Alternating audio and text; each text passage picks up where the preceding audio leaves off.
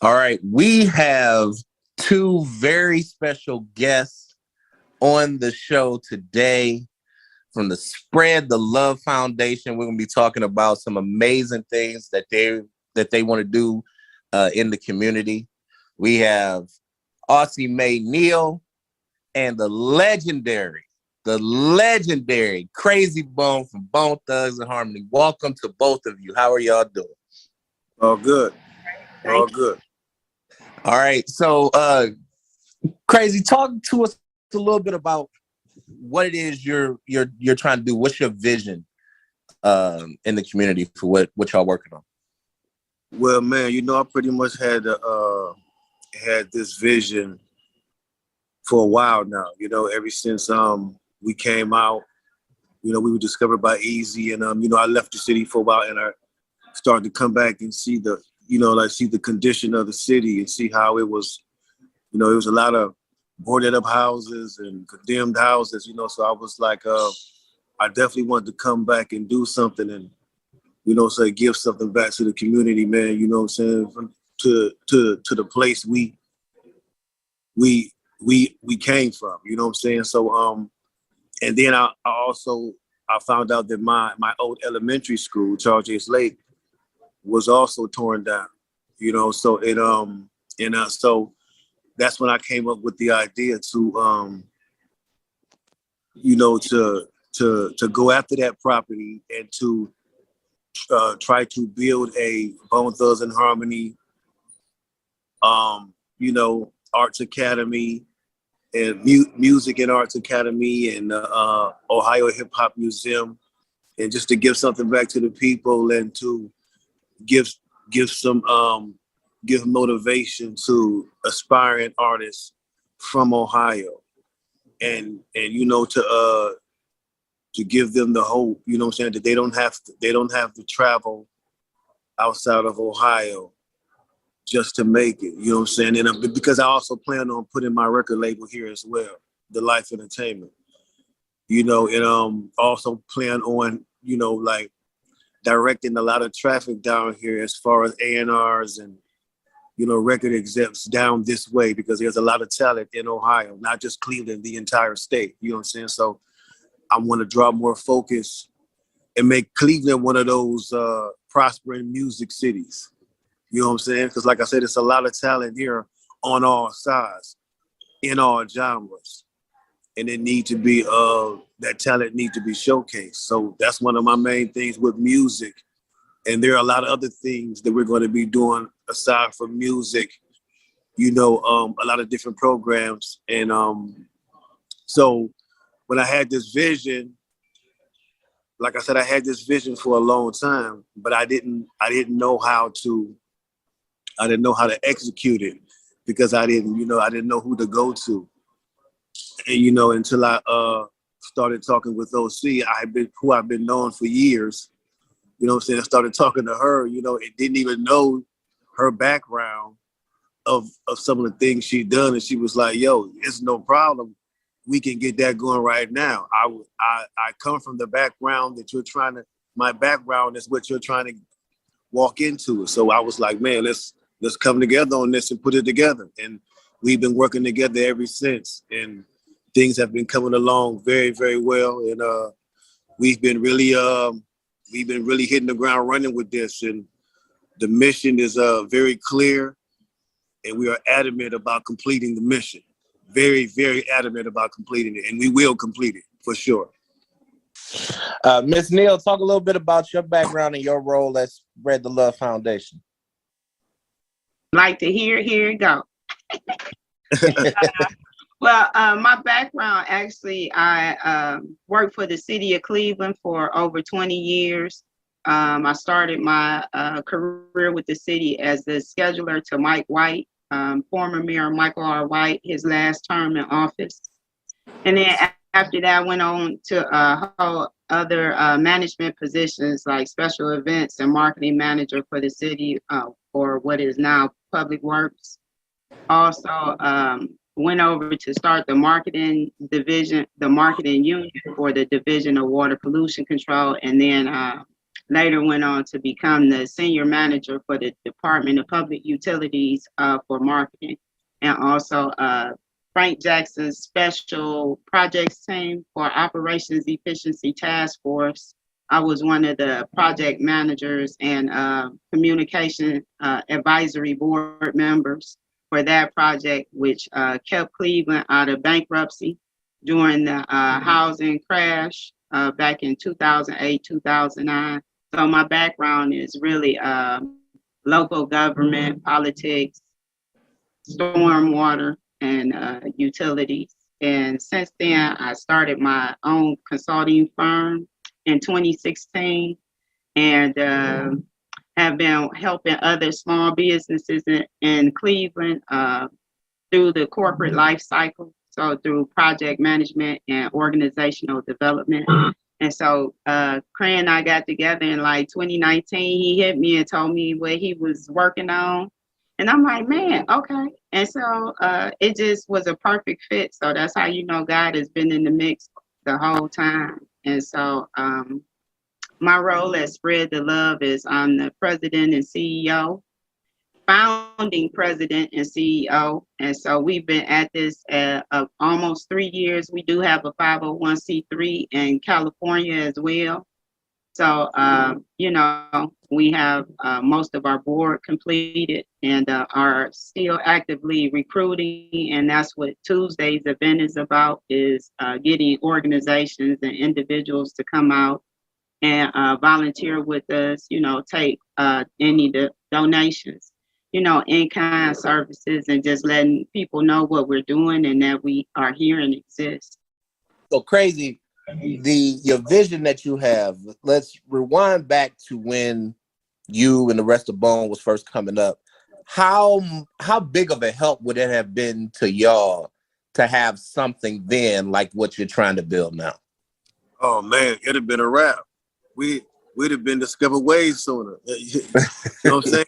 So that's why I know how important it is that we have that, because a lot of these young artists wouldn't have to go through what they go through now. Because like the biggest thing is just like trying to be heard and getting started and knowing where to go. You know what I'm saying? That's the hardest thing. Like, it's knowing how to even begin pursuing your career. You know what I'm saying? So that's what we're trying to meet them halfway and show them how they could do that. You know what I'm saying? Like, and bring it to them so they ain't got to just be out here wandering around like, you know what I'm saying? Oh, I guess I got to go to LA or I got to go to Atlanta or New York. No, you can stay right here in Ohio. Dante, I know you got a question. Go ahead, sir. Yeah.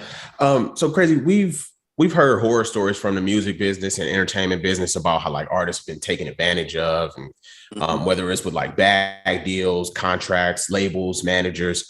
How much of your vision is geared towards providing them education so that they don't have to go through that, right? So that the process for them is obviously, like you said, first, you want them to get discovered, but you also kind of want to make sure that they're protected too. Yes, the majority of our programs are going to be about educating on every level, no matter how to do music. You know what I'm saying? It's going to be educational, how to read music, not just do music, but how to learn how to read music and stuff like that. So yeah, of course, in that area, that's most important, because that cycle has to be broken. You know what I'm saying? Like these artists, we keep going into these same deals. It's the same, giving them these big advances. And these artists we got to let these artists know, like, like we got to start giving them the game. And we have to start going into these deals prepared, because they keep catching us slipping, because we keep coming in off the streets and they know we fresh off the streets and we ain't got it all right here in their world. So we need to teach these artists while they're young and aspiring, so when they go in here, they sharp, and they not getting over on these artists, because with all the technology out here now, it's kind of a balance. We have a balance now, because they can go put their music out now, and the labels won't mess with the artists unless they got numbers, unless they got a following. So if you have that knowledge now and you have these numbers, you don't even need them. You don't even need them. Like, you just keep doing what you do. And that's the whole thing. Like, you know what I'm saying? We have to have that knowledge in order to take back the power of this industry. They told us we needed these big ass studios back in the day with these big boards. And we figured out all we need is Pro Tools and a good sounding booth and a good sounding microphone. And they've been robbing us with these budgets for years. For years. You know what I'm saying? Like, and that's the thing we teaching all these artists, like I said, from the music to the business to even how to carry yourself. We're gonna be educating about all those things. Robin. So my question is, now with this program, is there a specific age range that they would have to be in order to attend there? Ossie, you. Yes, for our program and for our flagship program, which is the interest to income program that Cray was just speaking about, the age group for that program is 18 to 29. So just to piggyback on what Cray said, there are 4 tracks involved with the program and for that particular program. And the first track, which deals with music business, is contract law, 360 deals, the history of hip hop, and those types of things, entrepreneurship, branding and marketing and social media. So the exposure is to all of the careers behind the scenes, not strictly just the music part. So there's DJing, there is choreography, instrumentation, engineering. There's a lot of components, as well as videography, photography. So all of the things that it takes in order for an artist to put out a collection of work, an album, EP, or whatever, and we take them through the process from concept all the way through promotion and live performance. And so that's what Cray will be doing, is working with the interns for that program in order to put together albums and LPs. So each cohort each year will produce an album and be able to perform it in the end for our signature event, which will be held every October at the end of the program. And it also will be a certificate program, a state of Ohio certificate program. Our other programming that we have for the younger youth will be our Speakers Bureau and You Must Learn program, where they will get an opportunity to come out and be able to tour our space and go in the studios and learn about all the different careers that exist in entertainment and the music business, so that they know that all of these other careers exist. And so as they are looking at police, fire, and all of these other traditional careers, when they're at a young, impressionable age, we now want to expose them and let them know, hey, you know, you can be an entertainment attorney, not just any attorney, just an entertainment attorney, or engineering, sound, business management, all of those different things, to let them know that they don't have to just be on the stage in order to gain entrance into the business, and also that a lot of those other professions get paid way before the artist does.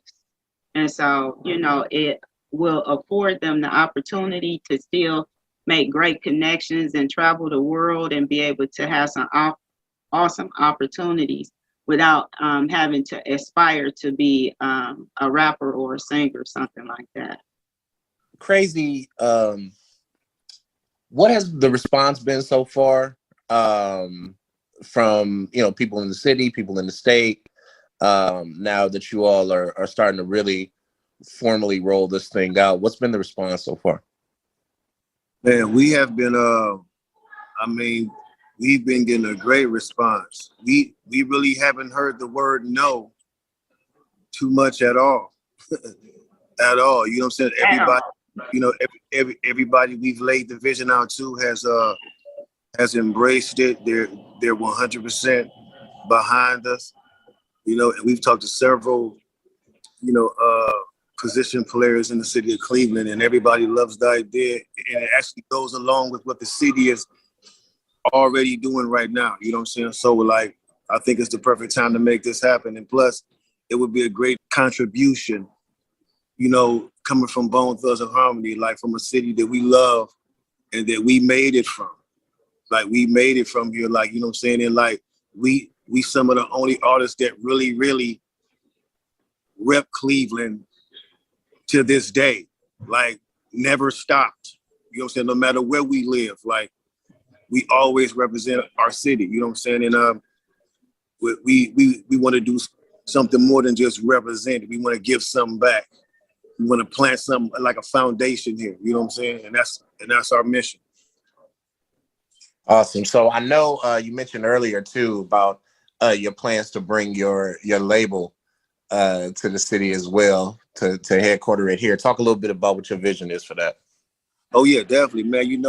Like I said, I want artists to be able, feel like they got somewhere, like they could go. You know what I'm saying? Like I'm gonna take my music here. You know what I'm saying? And if we're not gonna be able to sign or put everybody on. You know what I'm saying? But we have connections that we can pass someone to different people, other people, even if it's somebody outside of Cleveland, we can pass them on and like have somebody else take a listen to them. You know what I'm saying? So it's like, it's going to be huge. It's going to be something like, I think it's going to bring a lot of hope to a lot of artists here because it's going to they can say, yo, we got the Life Entertainment here. You know what I'm saying? We can go right over there and, and just, I think it'd be real, very encouraging for artists. Yeah, absolutely. Dante, I know you have a question for Ms. Neal. Go right ahead. Yes. Ossie, I was wondering, how will the school be funded? And then I guess to piggyback off of that, will there be a cost to students to attend? Great question, Dante. So we actually are gaining a lot of support from organizations like the Cleveland Foundation, who is already committed to a certain budget for us out the gate, and they are bringing in their community partners to help us meet the rest of the budget. Our goal is for this to be a free program, or I should say at no charge to the students, and working with our other founders and our revenue streams to make it cost-free for them. And our goal is that upon graduation that we will also be able to plant a seed with them for them to be able to get started, whether it's to buy a piece of equipment or, set up their business or whatever. But upon graduation, we not only want them to go through the experience and get the training and knowledge at no cost, but also to help plant a seed for them to get started in the end. And Ms. Neal, do you have a target launch date yet, or are you still working on that? Yeah, so our launch date for the interest to income program will be actual registration will open up in March of next year, 2023. So we have a big schedule of events for next year for 2023, which is hip hop's 50th birthday. So we are coordinating all of our efforts to do a big splash event that will be a revenue generator for Cleveland. So working with entities like Destination Cleveland, who is getting involved, City Council member Anthony Harrison, who is over in Ward, I think his ward is 8 now. Mm-hmm. And no, he's 10. They switched the wards around, so the ward number actually is 10. It used to be 8.